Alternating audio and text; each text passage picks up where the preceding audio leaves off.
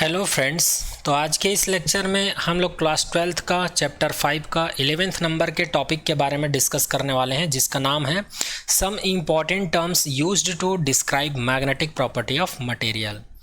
जैसे कि आप सभी को पता है कि बहुत सारे मटेरियल्स हैं जिसमें मैग्नेटिक प्रॉपर्टीज़ पाई जाती है। तो उसी मैग्नेटिक प्रॉपर्टीज़ को डिफाइन करने के लिए कौन कौन से टर्म्स को हम लोग को जानना बहुत ज़रूरी है, उन्हीं इम्पॉर्टेंट टर्म्स के बारे में आज हम लोग बात करने वाले हैं, जिसमें से फर्स्ट टर्म है मैग्नेटाइजिंग फील्ड। मैग्नेटाइजिंग फील्ड को B0 से या B0 से रिप्रेजेंट किया जाता है। और ये क्या होता है, चलिए आइए देख लेते हैं। The magnetic field that exist in vacuum and induced magnetism is called magnetising field.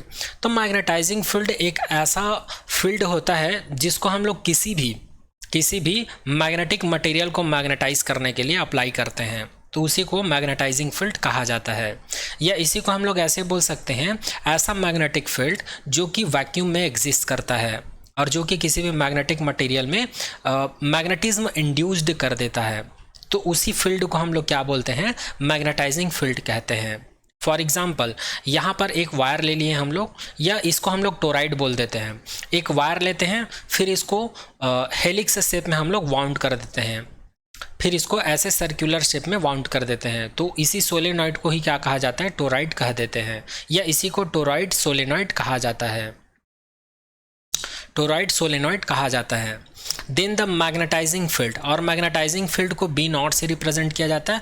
और हम लोग को पता है सोलेनॉइड के लिए, यदि इस सोलेनॉइड में नंबर ऑफ टर्म्स n है और इसकी लेंथ जो है l है, और ये कहाँ पर रखा हुआ है, फ्री स्पेस में रखा हुआ है, तो उसके लिए हम लोग परमेबिलिटी यूज़ करते हैं, वो होता है μ0। तो इस सिचुएशंस में इसमें आई करंट फ्लो करने पर इसमें जो मैग्नेटिक फील्ड इंड्यूस्ड होगी वो कितनी होगी, B0 μ0 n I होगी। इसी को कहा जाता है मैग्नेटाइजिंग फील्ड। एक बार और रिपीट कर देता हूँ, इसमें हम लोग करंट अप्लाई कर रहे हैं, जिसके वजह से इसके चारों तरफ क्या हो रहा है, मैग्नेटिक फील्ड प्रोड्यूस हो रहा है। तो उसी मैग्नेटिक फील्ड को हम लोग मैग्नेटाइजिंग फील्ड कहते हैं। क्यों कहते हैं, क्योंकि अगर इसमें किसी मटेरियल को रख दूँ तो यही मैग्नेटिक फील्ड उसको क्या करेंगे, मैग्नेटाइज करेंगे, या उस मटेरियल के अंदर में मैग्नेटिज्म इंड्यूस्ड करेंगे। इस वजह से इस फील्ड को, इस मैग्नेटिक फील्ड को ही मैं क्या बोलूँगा, मैग्नेटाइजिंग फील्ड बोलूँगा। मैग्नेटाइजिंग फील्ड एक प्रकार का मैग्नेटिक फील्ड ही है। मैग्नेटिक फील्ड को ही हम लोग मैग्नेटाइजिंग फील्ड बोल रहे हैं, क्योंकि यही मैग्नेटिक फील्ड किसी अदर मटेरियल को, मैग्नेटिक मटेरियल को मैग्नेटाइज कर रहा है, इस वजह से। और ये जो मैग्नेटिक फील्ड है या मैग्नेटाइजिंग फील्ड है, इसको मैथमेटिकली ऐसा लिख सकते हैं, B0 = μ0 NI, जहाँ पर μ0 जो है परमिबिलिटी होता है फ्री स्पेस के लिए, n जो है नंबर ऑफ टर्न्स होता है यूनिट लेंथ में, और I का मतलब है करंट, इसमें जो फ्लो हो रहा है वो करंट का मैग्नीट्यूड है। ओके, तो यही चीज़ यहाँ पर लिखा हुआ है। तो आई होप मैग्नेटाइजिंग फील्ड क्या होता है ये आप लोग को समझ में आ गया होगा। अब चलिए मैग्नेटिक इंडक्शन की बात करते हैं। तो मैग्नेटिक इंडक्शन को समझने से पहले आप लोग को यहाँ पर जो डायग्राम दिया हुआ है इसको समझना पड़ेगा। जैसे कि हम लोग ये कंसिडर कर लेते हैं, सोलेनॉइड था हमारे पास, टोराइड था या टोराइडल था, इसको टोराइड भी कहा जाता है, यहाँ पर टोराइड लिखा हुआ है, और इसी को टोराइडल भी बोला जाता है। तो आप लोग कंफ्यूज मत होइएगा, ये वही चीज़ है। हम लोग इसमें क्या करते हैं, अभी हमारे पास हेलिक्स शेप में यहाँ पर टोराइड था, इसमें अभी कोई मटेरियल नहीं है, केवल वायर को हम लोग वाउंड कर दिए।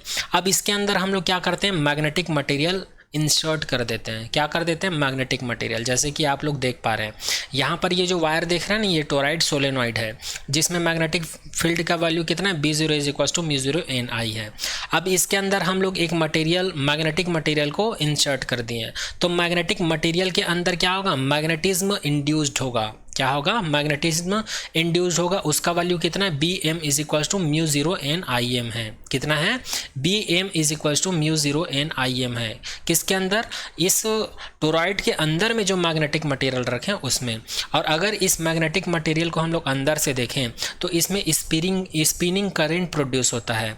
इसके जो एटम्स और मॉलिक्यूल्स में क्या प्रोड्यूस होता है, स्पिनिंग करंट प्रोड्यूस होता है। इस वजह से इस मटेरियल में क्या प्रोड्यूस होता है, करंट प्रोड्यूस होता है, उसको हम लोग Im से रिप्रेजेंट करते हैं, ये वही Im है। आई होप ये सारा चीज़ आप लोग को समझ में आया होगा। एक बार और रिपीट कर देता हूँ। एक टोरॉइड सोलेनॉइड था, इसके अंदर में जो मैग्नेटिक मटेरियल हम लोग इंसर्ट किए हैं उसमें मैग्नेटिक फील्ड का वैल्यू कितना है, Bm। और इसके अंदर में करंट प्रोड्यूस होगा, वो करंट का वैल्यू कितना IM है। और म्यू ज़ीरो एन क्या चीज़ है, म्यू ज़ीरो परमिबिलिटी है और एन क्या है, नंबर ऑफ टर्न्स है यूनिट लेंथ में। तो आई होप ये डायग्राम भी आप लोग को समझ में आ गया होगा। तब यहाँ पर हम लोग को मैग्नेटिक इंडक्शन को डिफाइन करना है। तो ध्यान से देखिए यहाँ पर क्या लिखा हुआ है, the total magnetic field inside a magnetic material is sum of the external magnetizing field and the additional magnetic field produced due to the magnetization of the material and is called magnetic induction B. बोलने का मतलब ये है, हम जो magnetic field apply किए हैं किसी भी मैग्नेटिक मटेरियल को मैग्नेटाइज करने के लिए, वो मैग्नेटिक फील्ड को हम लोग मैग्नेटाइजिंग फील्ड बोलते हैं B0। अब उस मटेरियल को हम लोग मैग्नेटिक फील्ड में जैसे ही डालें तो उसके अंदर मैग्नेटिक प्रॉपर्टी इंड्यूस्ड हो गई, तो उस मैग्नेटिक फील्ड को हम लोग डिनोट करते हैं BM से, क्योंकि ये मटेरियल के अंदर का मैग्नेटिक फील्ड है और ये एक्सटर्नल जो हम लोग उसको मैग्नेटाइज करने के लिए अप्लाई किए हैं जो कि मैग्नेटाइजिंग फील्ड होता है। तो इन दोनों के सम को क्या कहा जाता है जी, मैग्नेटिक इंडक्शन कहा जाता है। उसी को यहाँ पर लिखा हुआ है। इसी को हम लोग ऐसे भी समझ सकते हैं, the magnetic induction may also be defined as the total number of magnetic field line of force crossing per unit area normally through the material. इसी को इनडायरेक्टली ऐसा भी डिफाइन किया जा सकता है कि मैग्नेटिक इंडक्शन वो magnetic field line of force होता है जो किसी भी मैग्नेटिक मटेरियल के यूनिट एरिया को क्रॉस करके जाता है। ठीक है, इसको हम लोग ऐसे भी बोल सकते हैं। तो वही क्या होता है, मैग्नेटिक इंडक्शन होता है। चलिए आगे बात करते हैं। तो वही चीज़ यहाँ पर समझाया गया है। तो ये होता है मैग्नेटिक इंडक्शन और इसका जो SI यूनिट होता है टेस्ला होता है और डायमेंशन फार्मूला तो देख ही चुके हैं हम लोग, है ना, mL0 T⁻⁻2 A⁻−1 होता है। तो यहाँ पर हम लोग कौन कौन सा टॉपिक देख लिए हैं, एक मैग्नेटिक इंडक्शन B देख लिया और मैग्नेटाइजिंग फील्ड B0 देख लिए, ये दोनों देख लिए हैं। अब चलिए थर्ड इंपॉर्टेंट पॉइंट की या इंपॉर्टेंट टर्म्स की बात करते हैं जिसका नाम है मैग्नेटाइजिंग फील्ड इंटेंसिटी। तो मैग्नेटाइजिंग फील्ड इंटेंसिटी को H से डिनोट किया जाता है और ये क्या होता है उसको देख लेते हैं। The ability of magnetising field to magnetise a magnetic material और medium is expressed by vector H is called magnetising field intensity और मैग्नेटिक इंटेंसिटी। तो मैग्नेटिक फील्ड इंटेंसिटी क्या होती है जी, किसी भी मैग्नेटिक मटेरियल को जब हम लोग मैग्नेटिक फील्ड में रख देते हैं तो वो मैग्नेटिक फील्ड जो है या जो मैग्नेटाइजिंग फील्ड है उसको कितना मैग्नेटाइज कर पा रहा है, उसकी उसी एबिलिटी को ही हम लोग क्या बोलते हैं, मैग्नेटाइजिंग फील्ड इंटेंसिटी बोलते हैं और इसको वेक्टर H से रिप्रेजेंट करते हैं। इसी को मैग्नेटिक इंटेंसिटी भी कहा जाता है। एक बार और रिपीट कर देता हूँ, जैसे कि ये कोई मैग्नेटिक मटेरियल है और इसके ऊपर मैं क्या अप्लाई कर रहा हूँ, मैग्नेटिक फील्ड अप्लाई कर रहा हूँ और ये मैग्नेटिक फील्ड जो अप्लाई किया ये मैग्नेटाइजिंग फील्ड है क्योंकि इस मटेरियल को ये मैग्नेटाइज करेगा। तो ये फील्ड जो है इसको कितना मैग्नेटाइज कर पा रहा है, उसकी इसी एबिलिटी को ही हम लोग क्या कहते हैं, मैग्नेटाइजिंग फील्ड इंटेंसिटी कहते हैं और इसको H से रिप्रेजेंट करते हैं और ये एक वेक्टर क्वांटिटी है। ठीक है, और ये किसके ऊपर डिपेंड करेगा, स्टोरॉइड या सोलेनॉइड में जितना ज़्यादा हम लोग करंट फ्लो करवाएंगे और इसमें जितना नंबर ऑफ टर्म्स रहेगा यूनिट लेंथ में उतना ही ज़्यादा इसका वैल्यू रहेगा। तो इसी को इस तरह से भी डिफाइन किया जाता है। ये वाला जो डेफिनेशन है इसको हम लोग ऐसे भी डिफाइन कर सकते हैं, it is magnitude may be defined as the number of ampere turns flowing round the unit length of the solenoid required to produce the given magnetizing field. ठीक है, तो इसी को मैथमेटिकली यहाँ पर जो ये लिखा हुआ है इसको मैथमेटिकली हम लोग ऐसे लिख सकते हैं, vector H is equal to NI, जहाँ पर N को बोला जाता है number of terms in unit length और I को बोला जाता है अप्लाइड करेंट। और अगर हम लोग H के SI यूनिट की बात करें तो ये होता है एम्पियर मीटर इनवर्स होता है। ठीक है, और अगर डायमेंशन फार्मूला की बात करें H की तो इसका dimension formula m0 L⁻⁻1 T⁻0 ampere होता है। और चूंकि हम लोग को पता है B0 इज इक्वल टू क्या होता है, μ0 NI होता है। तो यहाँ से B0 को हम लोग क्या लिख सकते हैं, B0 is equal to μ0 H लिख सकते हैं इस रिलेशन से। और यहाँ से अगर मैं H का वैल्यू निकालूँ तो vector H is equal to B0/μ0 हो जाएगा। इसीलिए किसी बुक में आप लोग को इसका डेफिनेशन जो है कुछ ऐसा दिखेगा, मैग्नेटिक फील्ड का वैल्यू जितना ज़्यादा होगा उसका मैग्नेटाइज करने की एबिलिटी उतना ही ज़्यादा होगा। तो किसी किसी बुक में आप लोग को ये वाला रिलेशन देखने को मिलेगा और इसी को फिर बाद में लिखा जाता है म्यू एच, फिर यहाँ पर म्यू का वैल्यू हम लोग को मिल जाता है बी अपॉन एच, तो यहाँ पर ऐसा भी लिखा जाता है। तो ये भी मैग्नेटाइजिंग फील्ड इंटेंसिटी का ही डेफिनेशन है। ठीक है, आई होप अब आप लोग को मैग्नेटाइजिंग फील्ड इंटेंसिटी समझ में आ गया होगा क्या होता है ये। एक बार और रिपीट कर देता हूँ, मैग्नेटाइजिंग फील्ड इंटेंसिटी क्या है, एबिलिटी होती है। किसकी एबिलिटी होती है, किसी भी मैग्नेटाइजिंग फील्ड के द्वारा किसी भी मैग्नेटिक मटेरियल को मैग्नेटाइज करने की एबिलिटी होती है, उसी को क्या कहा जाता है, मैग्नेटाइजिंग फील्ड इंटेंसिटी कहा जाता है।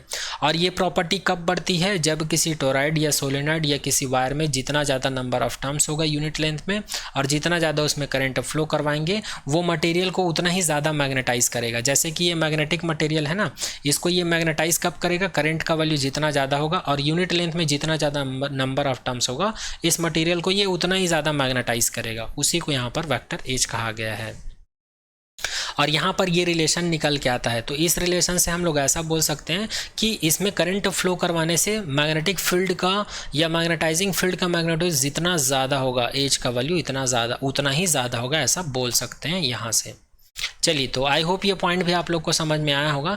अब चलिए फोर्थ पॉइंट के बारे में या फोर्थ टर्म के बारे में बात करते हैं, जिसका नाम है इंटेंसिटी ऑफ मैग्नेटाइजेशन। क्या है, इंटेंसिटी ऑफ मैग्नेटाइजेशन। ये दोनों टॉपिक में आप लोग कंफ्यूज मत होइएगा। ये मैग्नेटाइजेशन ऑफ इंटेंसिटी है, सॉरी मैग्नेटाइजिंग फील्ड इंटेंसिटी है। एच का मतलब क्या है, मैग्नेटाइजिंग फील्ड इंटेंसिटी है, और ये इंटेंसिटी ऑफ मैग्नेटाइजेशन है। इंटेंसिटी ऑफ मैग्नेटाइजेशन को वेक्टर आई से डिनोट किया जाता है और किसी किसी बुक में, सम बुक्स में वेक्टर कैपिटल एम से रिप्रेजेंट किया जाता है। तो इंटेंसिटी ऑफ मैग्नेटाइजेशन का क्या होता है, जो भी मैग्नेटिक मटेरियल होता है उसके यूनिट वॉल्यूम में जितना मैग्नेटिक डाइपोल मोमेंट प्रोड्यूस होता है, उसी डाइपोल मोमेंट को ही क्या कहा जाता है, उसका इंटेंसिटी ऑफ मैग्नेटाइजेशन कहा जाता है।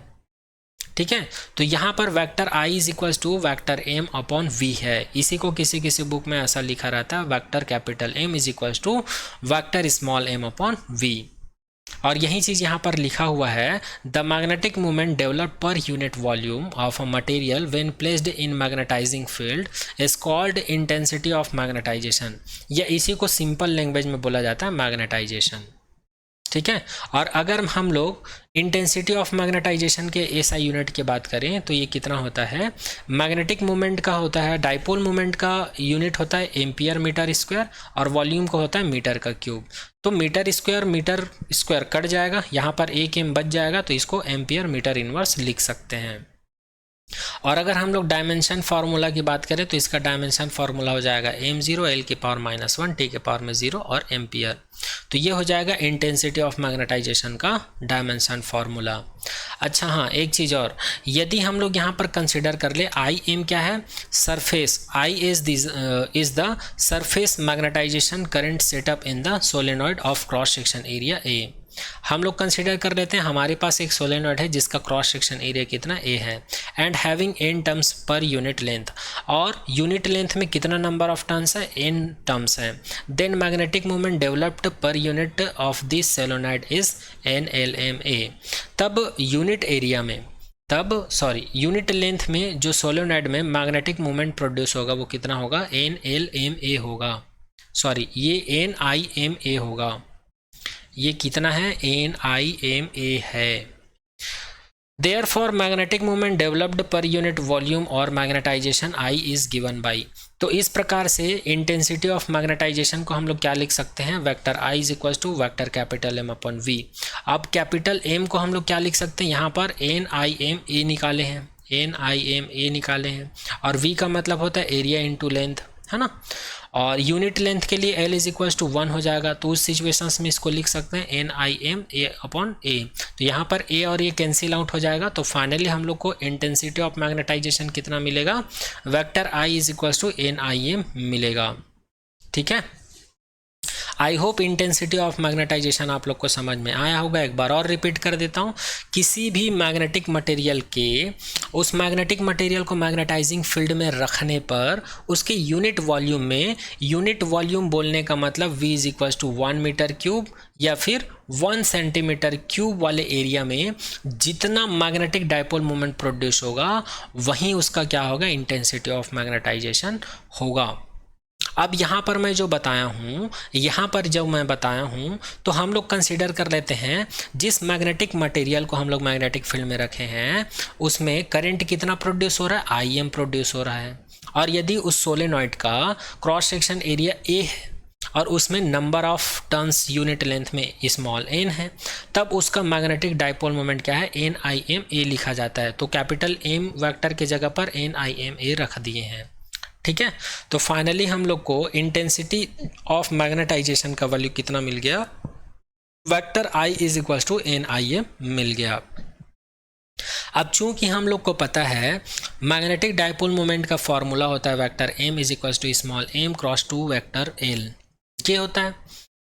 और वॉल्यूम को हम लोग क्या लिख सकते हैं, वॉल्यूम को हम लोग लिख सकते हैं V is equal to A2L लिख सकते हैं।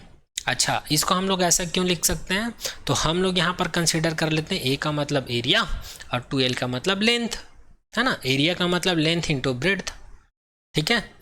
तो यहाँ पर I is equal to vector M, vector M के जगह पर मैं क्या सब्स्टिट्यूट कर देता हूँ, M क्रॉस 2L सब्स्टिट्यूट कर देता हूँ और V के जगह पर A क्रॉस 2L सब्स्टिट्यूट कर देता हूँ। तो यहाँ से 2L कैंसिल आउट हो जाएगा और यहाँ पर M अपॉन A मिल जाएगा। तो finally vector I is equal to कितना मिल गया हमको, M अपॉन A मिल गया है। ओके, तो यहाँ पर इंटेंसिटी ऑफ मैग्नेटाइजेशन हम लोग को कितना मिल गया, vector I is equals to small m upon A।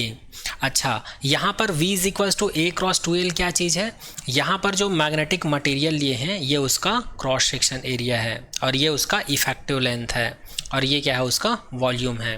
तो यहाँ पर इंटेंसिटी ऑफ मैग्नेटाइजेशन कितना मिला हम लोग को मैग्नेटिक मटेरियल के लिए, vector I is equals to m upon A मिल गया। आई होप ये पॉइंट भी आप लोग को समझ में आ गया होगा।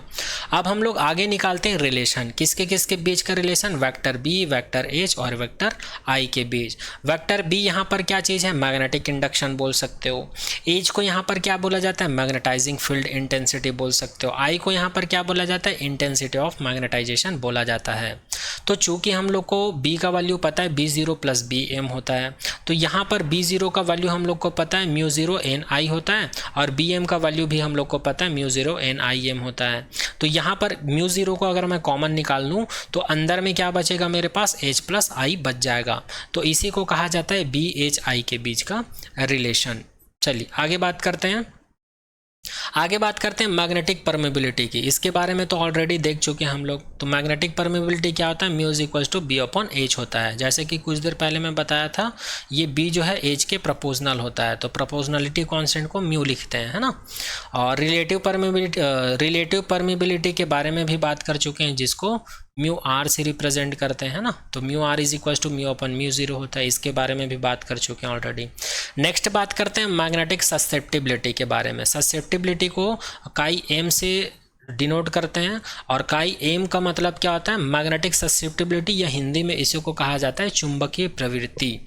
ठीक है, जो कि क्या होता है, it is defined as the ratio the intensity of magnetization I to the magnetizing field intensity H. It is the denoted by chi m. तो मैग्नेटिक ससेप्टिबिलिटी क्या होता है, रेशियो होता है। किसके किसके बीच का रिलेशन होता है, जो मैग्नेटाइजिंग फील्ड इंटेंसिटी होता है और इंटेंसिटी ऑफ मैग्नेटाइजेशन होता है, दोनों के बीच के रेशियो को ही क्या कहा जाता है, काई एम या मैग्नेटिक ससेप्टिबिलिटी कहा जाता है। या इसी को किसी किसी बुक में क्या लिखा रहता है, आई के जगह पर एम लिखा रहता है। ये तो मैं ऑलरेडी बता चुका हूँ आपको। नोटेशन को आप लोग को अपने अकॉर्डिंग, अपने बुक के अकॉर्डिंग यूज़ करना है। यहाँ पर मैं अपने अकॉर्डिंग आई लिया हूँ इंटेंसिटी ऑफ मैग्नेटाइजेशन को। अगर हम लोग काई के एसआई यूनिट की बात करें तो ये कितना होता है, इसका एसआई यूनिट तो एम्पियर मीटर इनवर्स होता है और एच का भी उतना ही होता है। तो यहाँ पर दोनों कैंसिल आउट होकर कितना हो जाएगा, यूनिट लेस हो जाएगा। इसका मतलब मैग्नेटिक ससेप्टिबिलिटी क्या होता है, जो यूनिट लेस होता है, इसको याद रखिएगा। और साथ ही ये डायमेंशन लेस होता है। यूनिट लेस है मतलब डायमेंशन लेस भी होगा, इसके पास कोई डायमेंशन नहीं होगा। इस चीज़ को याद रखिएगा। अच्छा, किसी किसी बुक में मैग्नेटिक ससेप्टिबिलिटी को ऐसा बोला जाता है कि किसी मैग्नेटिक मटेरियल में जितना ज़्यादा इंटेंसिटी ऑफ मैग्नेटाइजेशन होगा उतना ही ज़्यादा उसमें मैग्नेटाइजिंग फील्ड इंटेंसिटी प्रोड्यूस होगा। ठीक है, तो ये दोनों एक दूसरे के प्रपोजनल होते हैं। तो प्रपोजनलिटी को हटाने के लिए कांस्टेंट लगा देते हैं, उसी को काई एम कहा जाता है। और काई एम का वैल्यू निकालने के लिए इसको यहीं पर रखते हैं, एच को इधर ट्रांसफ़र कर देते हैं, तो ये हो जाता है I upon H is equals to chi M. तो इसी को कहा जाता है मैग्नेटिक ससेप्टिबिलिटी, और यही चीज़ यहाँ पर लिखा हुआ है। तो यहाँ पर मैं आप लोग को डायरेक्ट ये बताया था, लेकिन किसी किसी बुक में ऐसा लिखा रहता है, तो इसको भी मैं बता दी हूँ, आप लोग कन्फ्यूज़ मत होइएगा। आई जो है इसके प्रपोजनल होता है और काई एम क्या होता है, एक कांस्टेंट वैल्यू होता है, प्रपोजनल कांस्टेंट। इसी प्रपोजनल कांस्टेंट को मैग्नेटिक ससेप्टिबिलिटी कहा जाता है। चलिए आगे बात करते हैं relation between chi M mu R, मतलब जो मैग्नेटिक ससेप्टिबिलिटी है और जो रिलेटिव परमेबिलिटी है इसके बीच क्या रिलेशन होता है। तो एक रिलेशन हम लोग फाइंड आउट कर चुके हैं, B is equals to mu zero H plus I, ये फाइंड आउट कर चुके हैं अभी कुछ देर पहले।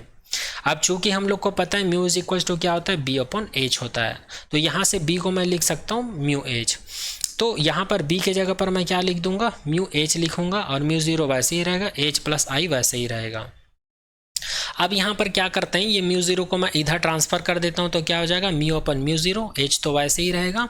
और यहाँ पर अगर मैं एच को कॉमन निकाल दूँ तो अंदर में बचेगा 1, और यहाँ पर आई के अपन में क्या आ जाएगा, एच आ जाएगा, क्योंकि एच कॉमन निकालना और यहाँ पर एच है ही नहीं, तो यहाँ पर आई अपन एच हो जाएगा। तो ये वाला एच और ये वाला एच कैंसिल आउट हो जाएगा। और म्यू अपन म्यू जीरो को मैं क्या लिख सकता हूँ जी, mu R is equals to क्या होता है, म्यू अपन म्यू जीरो होता है, ये तो रिलेटिव परमेबिलिटी है।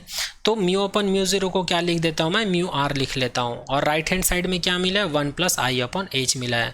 और आई अपॉन एच को ही क्या बोला जाता है जी, मैग्नेटिक ससेप्टिबिलिटी बोला जाता है।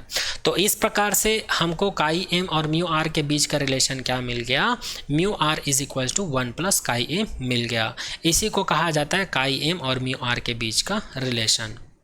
आगे बात करते हैं। अच्छा, यहाँ पर 11th नंबर का टॉपिक कंप्लीट होता है।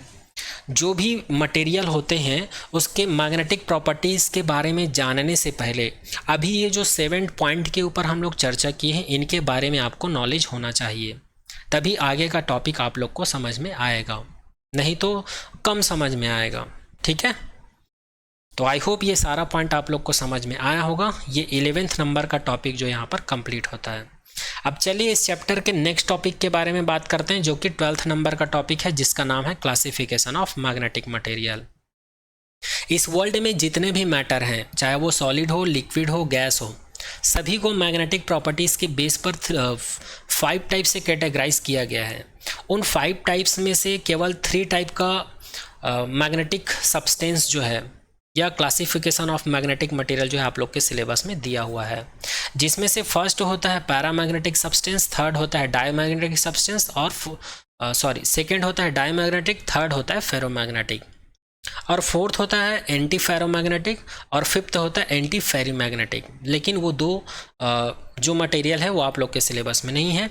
यहाँ पर इस लेक्चर के माध्यम से केवल हम लोग को 3 टाइप की प्रॉपर्टीज़ पढ़नी है मैग्नेट की, जिसमें से फर्स्ट है पैरामैग्नेटिक, सेकेंड है डायमैग्नेटिक, और थर्ड है ferromagnetic. On the basis of their behavior in external magnetic field, Faraday classified the various substance into 3 categories। और ये जो कैटेगरीज है या क्लासिफिकेशन ये किसके द्वारा दिया गया, फैराडे नाम के साइंटिस्ट के द्वारा किया है। और किस आधार पर दिया गया है, इन सभी मटेरियल्स को एक्सटर्नल मैग्नेटिक फील्ड में रखने पर ये क्या क्या बिहेवियर शो करता है, उस बिहेवियर के आधार पर इसको 3 टाइप से कैटेगराइज किया गया है। किसके अनुसार, अकॉर्डिंग टू फैराडे के अनुसार, है ना। तो सबसे पहले हम लोग बात करेंगे पैरामैग्नेटिक सब्सटेंस की। किसकी बात करेंगे, पैरामैग्नेटिक सब्सटेंस, या इसी को पैरामैग्नेटिक मटेरियल कहा जाता है। तो चलिए सबसे पहले हम लोग इसके डेफिनेशन के बारे में बात करते हैं कि पैरामैग्नेटिक मटेरियल या सब्सटेंस होता क्या है। Paramagnetic substance are those which developed or feeble magnetizations in the direction of the magnetizing field. Such substances are feebly attracted by magnets. Paramagnetic substance या मटेरियल एक ऐसा मटेरियल होता है जिसको मैग्नेटाइजिंग फील्ड में रखने पर, मैग्नेटाइजिंग फील्ड में रखने पर ये थोड़ा सा अट्रैक्ट होता है। यहाँ पर फीबल का मतलब होता है कमज़ोर या वीक, या फिबली का मतलब होता है वीकली या फिर कमज़ोर हो सकता है, मतलब कम अट्रैक्ट होता है, मैग्नेट की तरफ कम अट्रैक्ट होता है। एक बार और रिपीट कर देता हूँ, मैग्नेटिक पैरामैग्नेटिक सब्सटेंस एक ऐसा सब्सटेंस होता है जिसको मैग्नेटिक फील्ड में रखने पर या जिसमें मैग्नेटाइजिंग फील्ड अप्लाई करने पर ये थोड़ा सा अट्रैक्शन की प्रॉपर्टी शो करता है। अट्रैक्शन की प्रॉपर्टी शो करता है, लेकिन बहुत कम शो करता है, लेकिन ये अट्रैक्ट तो होता है। इसका मतलब ये मैग्नेटिक मटेरियल है। जैसे कि एग्जाम्पल, जैसे कि मैग्नीज हो गया, एल्यूमिनियम हो गया, क्रोमियम हो गया, प्लेटिनम हो गया, सोडियम हो गया, कॉपर हो गया, क्लोराइड हो गया, ऑक्सीजन हो गया। ये सभी मटेरियल्स जो हैं पैरामैग्नेटिक हैं, क्योंकि इसमें मैग्नेटिक फील्ड अप्लाई करने पर या मैग्नेटाइज करने पर इसमें बहुत ही कम मात्रा में क्या होता है, ये मैग्नेट की तरफ अट्रैक्ट होता है। हमको पता भी नहीं चलता, दिखता नहीं है, लेकिन होता ज़रूर है। जैसे कि एल्यूमिनियम है, एल्यूमिनियम में आप लोग मैग्नेट को चिपका कर देखे होंगे, चिपकता नहीं है, लेकिन वो थोड़ा सा अट्रैक्ट होता है। ठीक है, तो आई होप पैरामैग्नेटिक सब्सटेंस का डेफिनेशन और एग्जांपल समझ में आया होगा। अब चलिए नेक्स्ट पॉइंट के बारे में बात करते हैं, पैरामैग्नेटिक के ओरिजिन के बारे में बात करते हैं। ओरिजिन बोलने का मतलब ये है पैरामैग्नेटिक सब्सटेंस के अंदर जो एटम्स और मॉलिक्यूल्स है वो कैसे दिखाई देता है, उसका मोशन कैसे होता है, उसका डाइपोल कैसे होता है, उन्हीं के बारे में बात करने वाले हैं। तो यहाँ पर आप जो देख पा रहे हैं ये फर्स्ट वाला डायग्राम, ये पैरामैग्नेटिक सब्सटेंस का ही डायग्राम है। जब हम लोग पैरामैग्नेटिक सब्सटेंस को जूम करके देखते हैं तो उसके जो एटम्स हैं और उस एटम्स का जो डाइपोल है हमको ऐसे ही दिखाई देता है जब हम लोग उस मटेरियल में मैग्नेटिक फील्ड अप्लाई नहीं किए रहते हैं। B0 का मतलब मैग्नेटाइजिंग फील्ड या फिर एक्सटर्नल फील्ड अप्लाई नहीं किए रहते हैं, ये 0 है मतलब नहीं किए हैं। तो यहाँ पर इसका देखो, इसका डाइपोल देखो, डाइपोल मोमेंट या इसका डायरेक्शन देखो, एक का इधर है एक का इधर है, तो रेंडम है। इसका मैग्नेटिक डाइपोल का डायरेक्शन क्या है, रेंडम है, इसलिए इसका मैग्नेटिक डाइपोल का वैल्यू क्या होगा, यहाँ पर 0 होगा। क्या होगा 0 होगा। क्यों? क्योंकि ये सभी एक दूसरे के मूवमेंट को क्या करेंगे, कैंसिल आउट कर देंगे, क्योंकि यहाँ पर रेंडम मोशन है, जिग जैग मोशन कर रहा है ये। अब हम लोग क्या कर देते हैं, इस मटेरियल में मैग्नेटिक फील्ड अप्लाई कर देते हैं। मैग्नेटिक फील्ड अप्लाई करेंगे, इसका मतलब B0 का वैल्यू नॉट इक्वल टू 0 हो जाएगा। और यहाँ पर 0 था मतलब मैग्नेटिक फील्ड अप्लाई नहीं किए हैं, नॉट इक्वल टू 0 मतलब कुछ ना कुछ मैग्नेटिक फील्ड अप्लाई किए हैं। तो यहाँ पर इसका जो एटम्स का जो डाइपोल है ये सभी एक ही डायरेक्शन में शिफ्ट हो जाता है, एक ही डायरेक्शन में शिफ्ट हो जाता है। आप लोग देख सकते हैं यहाँ पर रैंडम है, यहाँ पर एक ही लाइन में शिफ्ट हो गए हैं। तो यहाँ पर अब मैग्नेटिक मोमेंट जो है 0 नहीं है, यहाँ पर मैग्नेटिक डाइपोल मोमेंट कुछ ना कुछ हमको मिलता है, और इसका जो मैग्नीट्यूड है वो मैग्नेटिक फील्ड जो अप्लाई करते हैं उससे मैक्सिमम होता है। इसका जो डाइपोल मोमेंट है जो एक्सटर्नल मैग्नेटिक फील्ड अप्लाई करते हैं उससे ज़्यादा होता है, इसी वजह से ये मैग्नेटिक फील्ड लाइन के अलाइन में ही शिफ्ट हो जाते हैं।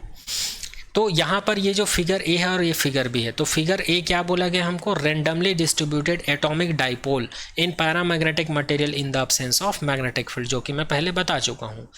फिगर बी हमको ये बताता है alignment of dipoles in the presence of magnetic field. जब हम लोग मैग्नेटिक फील्ड अप्लाई कर देते हैं तो इसका डाइपोल जो है अलाइन में शिफ्ट हो जाता है, एक लाइन में शिफ्ट हो जाता है, उसी को यहाँ पर लिखा हुआ है।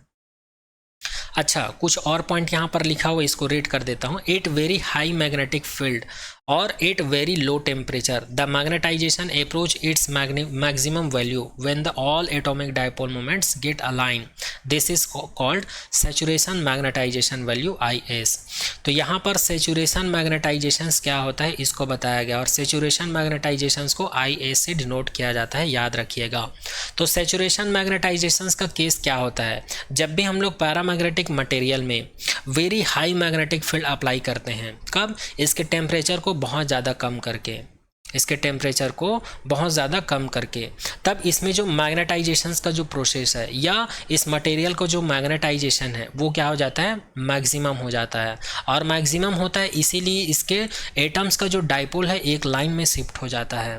तो उसी सिचुएशंस में यहाँ पर जो मैग्नेटाइजेशन का जो वैल्यू है उसी को कहा जाता है सैचुरेशन मैग्नेटाइजेशन वैल्यू, IS से डिनोट किया जाता है इसको।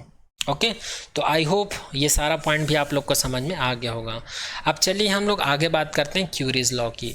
पैरामैग्नेटिक मटेरियल के लिए क्यूरी नाम की एक साइंटिस्ट थी जिन्होंने एक एक्सपेरिमेंट किया था, और उस एक्सपेरिमेंट से क्या क्या फाइंड आउट किया था उसको देख लेते हैं। According to experimentally found that, Curie नाम का साइंटिस्ट थी, उन्होंने एक एक्सपेरिमेंट किया था जिसके दौरान उन्होंने ये ऑब्ज़र्व किया था कि जो इंटेंसिटी ऑफ मैग्नेटाइजेशन है और जो मैग्नेटाइजेशन फील्ड इंटेंसिटी, ये दोनों एक दूसरे के प्रोपोर्शनल होते हैं, या किसी किसी बुक में इसी को capital M proportional to H लिखा जाता है।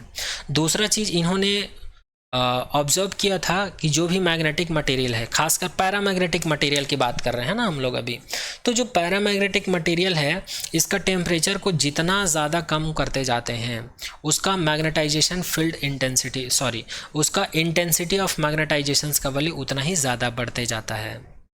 ठीक है, और इसी को किसी किसी बुक में M प्रोपोर्शनल 1/T लिखा रहता है। तो आप लोग दोनों में से कोई सा भी यूज़ कर सकते हैं, आप लोग अपने अकॉर्डिंग यूज़ करिएगा। यहाँ पर मैं ये वाला फार्मूला लेके चलूँगा। तो क्यूरी नाम की साइंटिस्ट थी, उन्होंने क्या ऑब्जर्व किया था अपने एक्सपेरिमेंट के थ्रू, उन्होंने फर्स्ट ऑब्जर्वेशन किया था I प्रोपोर्शनल होता है H के, और I प्रोपोर्शनल इन्वर्सली प्रोपोर्शनल होता है टेम्परेचर के। ये दो ऑब्जर्वेशन किया था उन्होंने, और अगर हम लोग दोनों को कंबाइन करके लिखें तो ये हो जाएगा I प्रोपोर्शनल H/T हो जाएगा, और यहाँ पर प्रोपोर्शनल को हटाएंगे तो हम लोग को I = CH/T मिल जाएगा, जहाँ पर C को कहा जाता है क्यूरी कांस्टेंट, या इसी को कहा जाता है प्रोपोर्शनल कांस्टेंट। तो यहाँ पर हम लोग को मिल गया I = CH/T।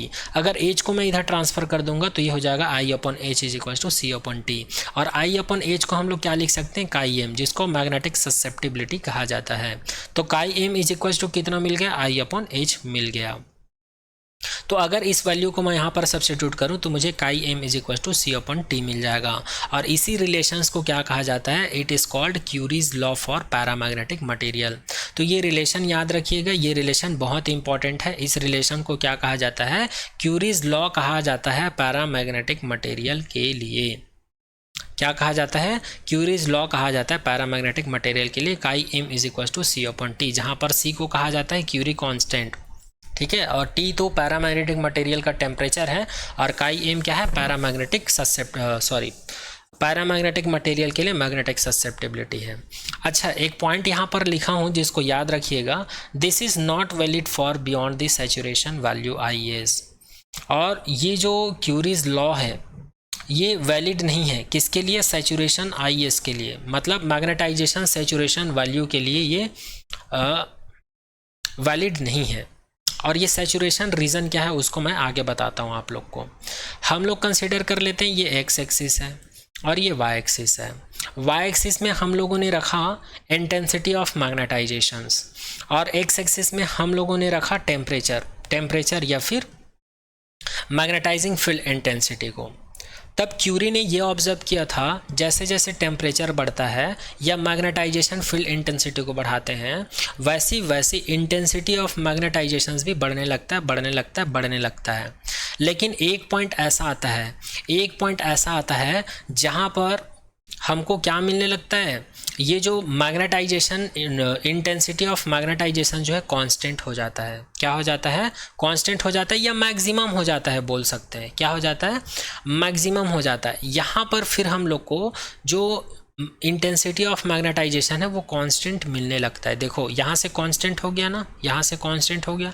इसको आप H को और T को कितनों भी बढ़ा लो, आपका I का वैल्यू क्या रहेगा, कांस्टेंट ही रहेगा। तो इसी को क्या कहा जाता है, सैचुरेशंस कहा जाता है।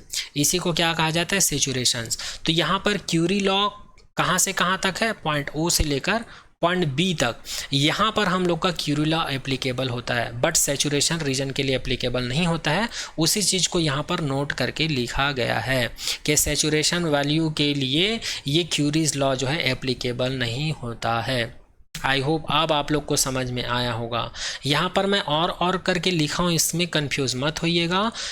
इंटेंसिटी ऑफ मैग्नेटाइजेशन को किसी किसी बुक में I से रिप्रेजेंट करते हैं, किसी किसी बुक में कैपिटल M से, इसलिए मैं यहाँ पर दोनों को लिखा हूँ।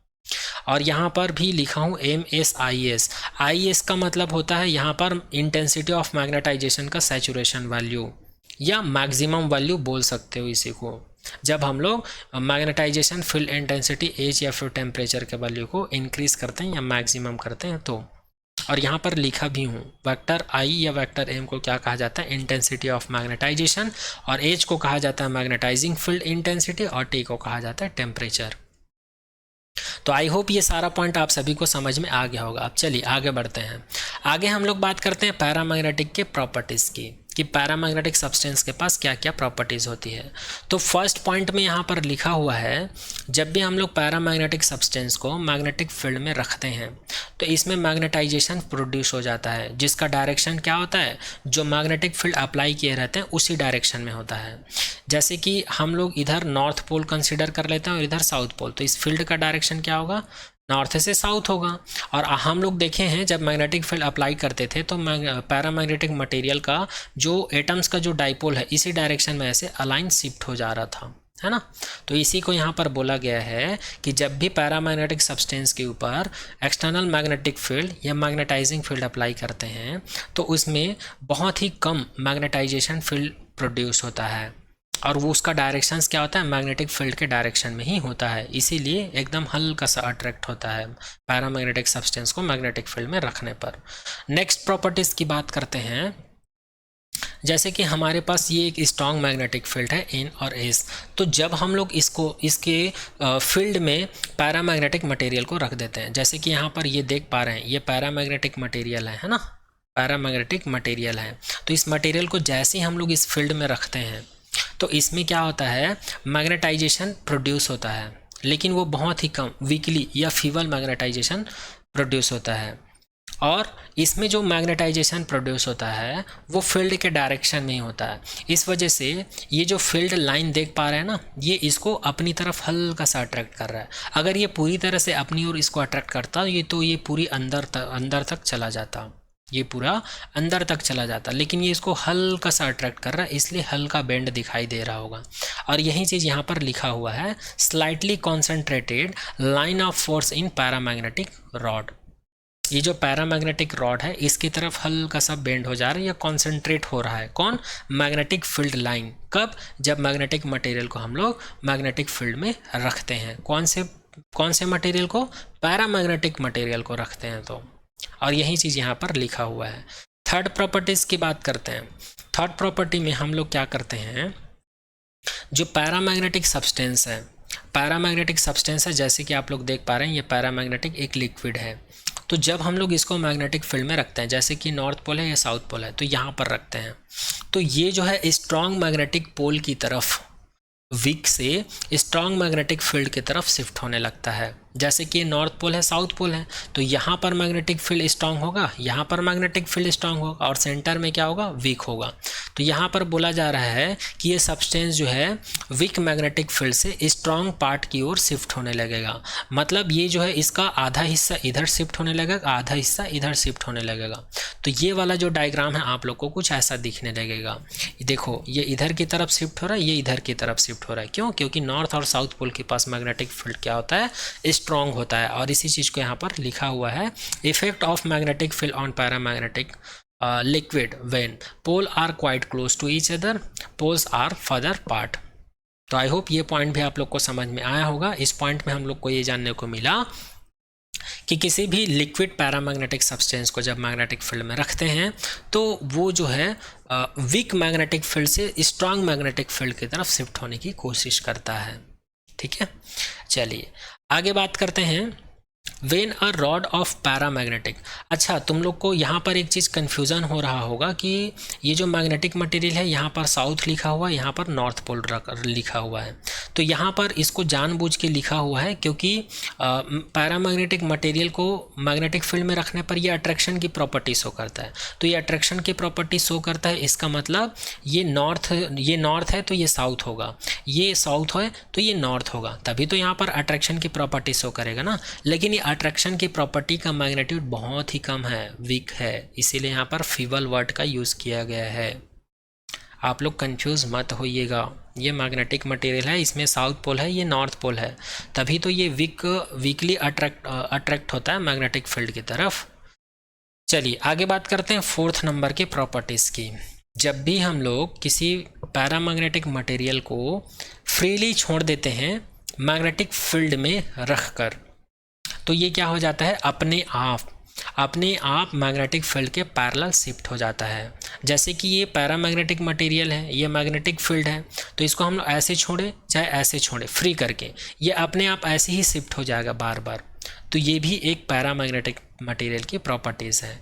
इसी को यहाँ पर लिखा गया a freely suspended paramagnetic rod in uniform magnetic field. तो ये क्या हो जाता है, align itself parallel to the magnetizing field. तो मैग्नेटाइजिंग फील्ड का जो डायरेक्शन होता है उसी डायरेक्शन में ऑटोमेटिक अपने आप शिफ्ट हो जाता है।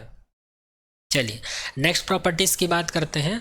5th नंबर का प्रॉपर्टी है a paramagnetic material develop small magnetization in the direction of magnetising field so its susceptibility has small but positive value. यहाँ पर 5th प्रॉपर्टी में ये बोला गया है कि पैरामैग्नेटिक मटेरियल का जो मैग्नेटिक ससेप्टिबिलिटी है बहुत ही कम होता है।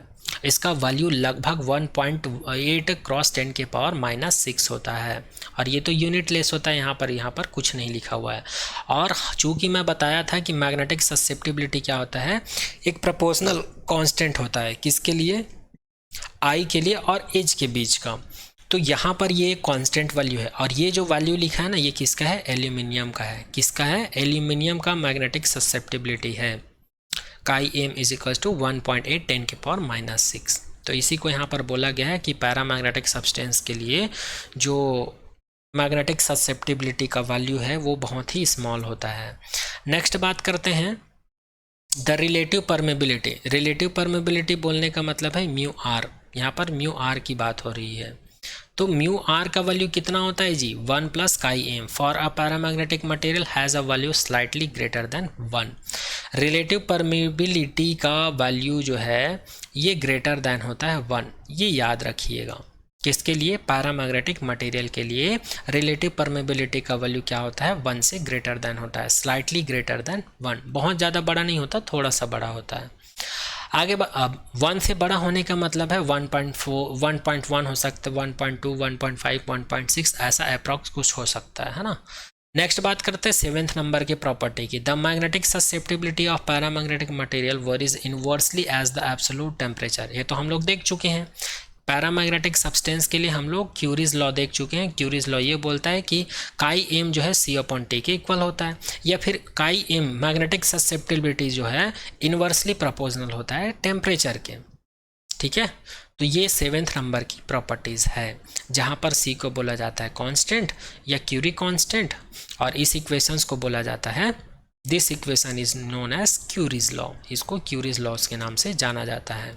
और ये रिलेशन हमको ये बताता है कि यदि एक्स एक्सिस में हम लोग टेम्परेचर को पुट कर दें और वाई एक्सिस में अगर हम लोग मैग्नेटिक ससेप्टिबिलिटी को पुट कर दें, तो हमको यहाँ पर कुछ इस प्रकार का कर्व देखने को मिलता है। क्यों, क्योंकि यहाँ पर मैग्नेटिक ससेप्टिबिलिटी का वैल्यू बढ़ाने पर टेम्परेचर का वैल्यू बढ़ता है, या फिर इसको ऐसे बोल सकते हैं कि टेम्परेचर को कम करने पर ससेप्टिबिलिटी का वैल्यू बढ़ता है, और टेम्परेचर को इंक्रीज करने पर मैग्नेटिक ससेप्टिबिलिटी की प्रॉपर्टीज़ क्या होती है, कम होती है। इस वजह से हमको ये ग्राफ देखने को मिलता है इस लॉ से।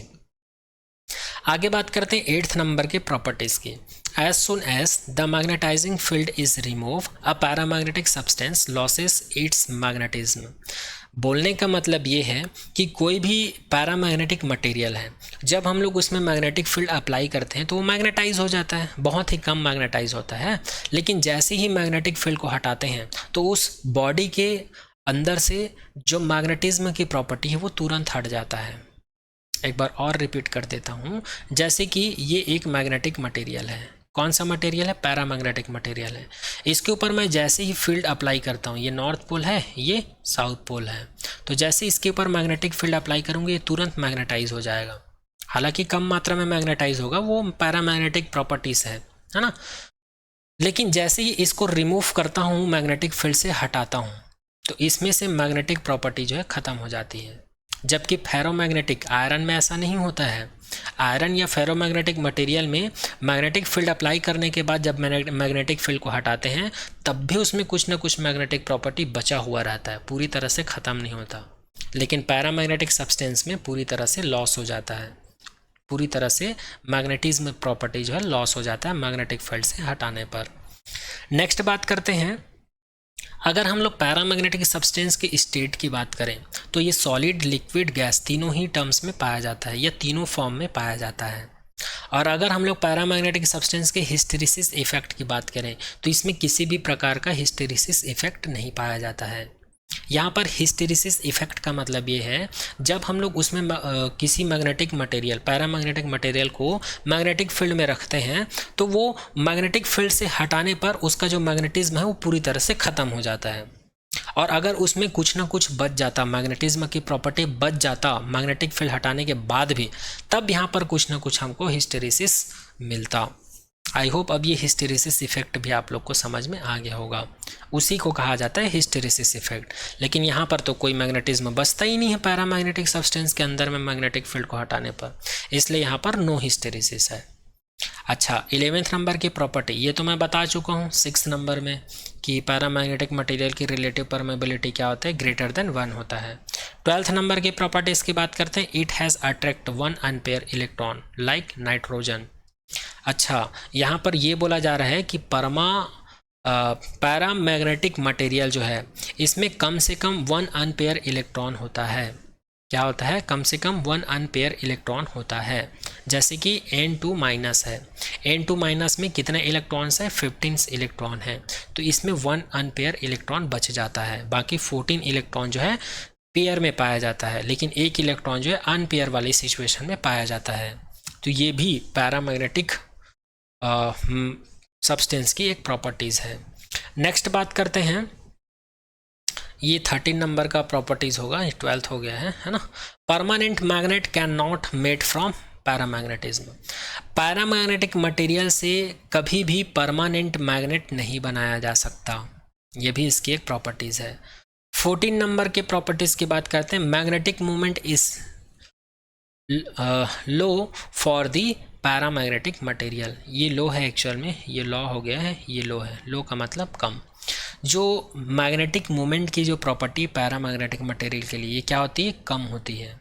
ठीक है, नेक्स्ट बात करते हैं 15 नंबर की प्रॉपर्टीज़ है। Magnetization intensity very low. Magnetization intensity, या इसी को मैग्नेटाइजेशन फील्ड इंटेंसिटी बोलते हैं। क्या बोलते हैं? फील्ड इंटेंसिटी बोलते हैं H। इसका भी वैल्यू क्या होता है? बहुत ही कम होता है। नेक्स्ट बात करते हैं 16 नंबर के प्रॉपर्टी की, पैरामैग्नेटिक सब्सटेंस।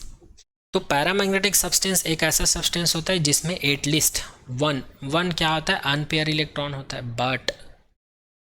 बट इसको हम लोग ऐसा भी बोल सकते हैं, अनपेयर इलेक्ट्रॉन बोलने का मतलब ऑड नंबर में अगर इलेक्ट्रॉन है उसमें, तो उसमें अनपेयर इलेक्ट्रॉन तो हो गई, लेकिन इसमें कुछ अपवाद भी है जिसको हम लोग एक्सेप्शंस बोलते हैं। तो वो एक्सेप्शंस क्या है? 10 और 16। अगर हमको नंबर ऑफ इलेक्ट्रॉन 10 और 16 मिल रहा है तो ये क्या है? इवन है, ऑड नहीं है, इवन है, और इसके पास किसी भी प्रकार का अनपेयर इलेक्ट्रॉन नहीं है। उसके बाद भी 10 और 16 नंबर इलेक्ट्रॉन वाला जो मटेरियल है वो क्या होगा? पैरामैग्नेटिक मटेरियल होगा। एक बार और रिपीट कर देता हूँ, चूँकि मैं आप लोग को बता चुका था कि पैरामैग्नेटिक मटेरियल एक ऐसा मटेरियल है जिसमें नंबर ऑफ इलेक्ट्रॉन क्या होता है? ऑड होता है। ऑड बोलने का मतलब एटलीस्ट 1 इलेक्ट्रॉन तो इसमें अनपेयर सिचुएशन में पाया जाएगा। बट एक्सेप्शन ये है, अपवाद ये है कि 10 और 16 ये इवन नंबर होते हुए भी इसमें कोई भी अनपेयर इलेक्ट्रॉन नहीं है, उसके बाद भी ये क्या होता है? पैरामैग्नेटिक मटेरियल होता है। तो पैरामैग्नेटिक सब्सटेंस की लास्ट प्रॉपर्टी के बारे में बात करते हैं। 17 नंबर का प्रॉपर्टी होने वाला है, जो इंड्यूस्ड फील्ड होता है। इंड्यूस्ड फील्ड वो अप्लाइड फील्ड से ग्रेटर देन होता है। इंड्यूस्ड फील्ड जो है अप्लाइड फील्ड से क्या होता है? ग्रेटर देन होता है। बोलने का मतलब ये है कि जो मैग्नेटिक फील्ड हम लोग बाहर से अप्लाई करते हैं, तो इस पैरामैग्नेटिक मटेरियल के अंदर में जो मैग्नेटिक फील्ड प्रोड्यूस होता है, जिसको इंड्यूस्ड मैग्नेटिक फील्ड बोलते हैं, ये ज़्यादा होता है कंपैरिजन टू हम लोग जो मैग्नेटाइजिंग फील्ड अप्लाई करते हैं उसके कंपैरिजन में। तो यहाँ पर पैरामैग्नेटिक सब्सटेंस से रिलेटेड सारा पॉइंट कवर कर दिया हूँ। आई होप पैरामैग्नेटिक सब्सटेंस से रिलेटेड सारा पॉइंट आप लोग को समझ में आ गया होगा। ये एग्ज़ाम के पॉइंट ऑफ व्यू से बहुत ही इंपॉर्टेंट टॉपिक है, और आप लोग को इस टॉपिक में कुछ डाउट रह गया होगा तो आप लोग कमेंट सेक्शन में कमेंट कर दीजिएगा। ओके, तो मिलते हैं आने वाले नेक्स्ट लेक्चर में। आज के लेक्चर में यहीं तक। Thank you so much to all.